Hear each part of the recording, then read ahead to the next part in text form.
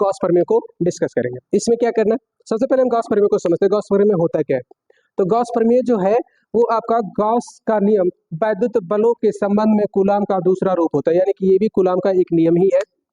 क्या प्रमेय किसी स्थिर वैद्युत क्षेत्र में स्थिर किसी काल्पनिक एवं स्वच्छ गृहीत बंद पृष्ठ से गुजरने वाले संपूर्ण वैद्युत फ्लक्स तथा सतह के अंदर विद्यमान यानी मौजूद कुल आवेश में संबंध को व्यक्त करता है या प्रदर्शित करता है। यानी कि यहाँ पे संबंध बता रहा है कि संपूर्ण पृष्ठ के अंदर कितने आवेश हैं और जो निकल रहा है उसमें जो संबंध बनेगा उसको बताया जाता है। अब इसके आगे हम लोग देखते हैं क्या होता है।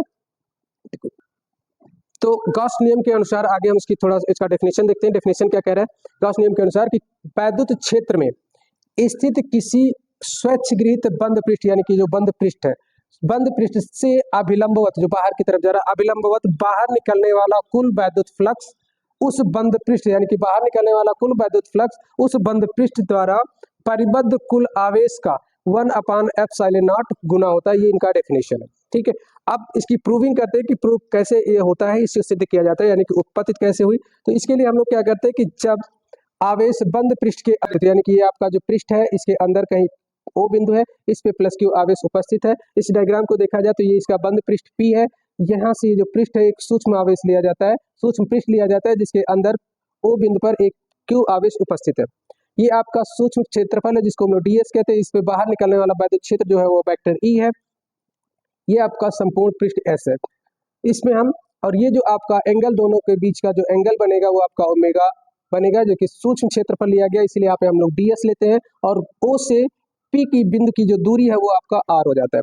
इसी को हम लोग थ्योरी में लिख लेते हैं। देखिए क्या लिखा जाएगा कि यहाँ पे देखें कि माना एक S क्षेत्रफल का बंद पृष्ठ है, यानी कि ये S क्षेत्रफल का बंद पृष्ठ है। इसके अंदर किसी बिंदु O पर यानी कि यहाँ पर O पर एक आवेश प्लस Q यानी ये प्लस Q रखा गया है। संपूर्ण पृष्ठ छोटे छोटे खंडों से मिलकर बना हुआ मान सकते हैं, यानी कि जो खंड पृष्ठ है ये छोटे छोटे अल्पांशों से मिलकर के बना होता है, इसीलिए हम इसको ds कहते हैं।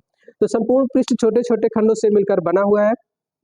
अगर माना पृष्ठ पर बिंदु P के चारों तरफ यानी यहाँ पर बिंदु P के चारों तरफ एक अत्यंत सूक्ष्म क्षेत्रफल ds है तथा ds और E वेक्टर E के बीच का कोण यानी इनके और इनके बीच का कोण जो है वो थीटा है, तो के बीच का कोण थीटा है। बिंदु O से P की दूरी यानी OP यहाँ से यहाँ तक की जो दूरी है वो r है तथा OP के अनुदिश इकाई वेक्टर मतलब एकांक वेक्टर आपका जो है वो है वेक्टर r कैप है, एकांक वेक्टर r कैप है तथा प्लस Q आवेश के कारण वैद्युत क्षेत्र की तीव्रता, तो प्लस Q के कारण जो आपका वैद्युत क्षेत्र की तीव्रता हो जाएगी वो हो जाएगा vector E equal to 1/4πε0 K और Q/r² इंटू r कैप, क्योंकि एकांक सदिश है। अब आगे क्या कहते हैं कि चूंकि अत्यंत सूक्ष्म क्षेत्रफल लिया गया है तो कह रहा है अतः अत्यंत सूक्ष्म क्षेत्रफल ds के अभिलंबवत बाहर निकलने वाला कुल वैद्युत फ्लक्स यानी d phi equal to vector E dot vector ds। अब इसको हम लोग संपूर्ण के लिए ये करते हैं। आगे अगर इसका वेक्टर हम अतः d phi equal to vector E को हटा देंगे, वेक्टर हटाएंगे और इसको लिखेंगे d e ds cos theta, e ds cos theta. अब हम क्या करते हैं यहाँ पर ये जो आपका मान लिखा है ये घनकोण के लिए होता है, क्योंकि हम यहाँ पे मान रखेंगे किसका, वैद्युत क्षेत्र की तीव्रता का, जिसका सूत्र होता है वैद्युत क्षेत्र की तीव्रता E बराबर 1/4πε0 Q/r²। इसकी वैल्यू को हम इसके स्थान पर पुट करते हैं तो हो जाएगा d फाई इक्वल टू 1/4πε0 और ये हो जाएगा Q/r²। ये मान हमने इसमें पुट कर दिया E के स्थान पर। अब आगे आपका हो जाएगा ds cos थीटा। चूंकि यहाँ पे जो ये वैल्यू है घनकोण के लिए, चूंकि ये घनकोण बन रहा है आपका, तो घनकोण की परिभाषा के अनुसार d ओमेगा, चूंकि d ओमेगा इसलिए लिया जाता है क्योंकि सूक्ष्म हम लोग छोटे छोटे खंडों को ले रहे हैं, तो ये जो आपका कोण है वो आपका बनता है d ओमेगा सूक्ष्म कोण के लिए, सूक्ष्म घनकोण के लिए। तो d ओमेगा परिभाषा के अनुसार देखेंगे क्या नाम है, घनकोण की परिभाषा के अनुसार d ओमेगा बराबर हो जाएगा ds cos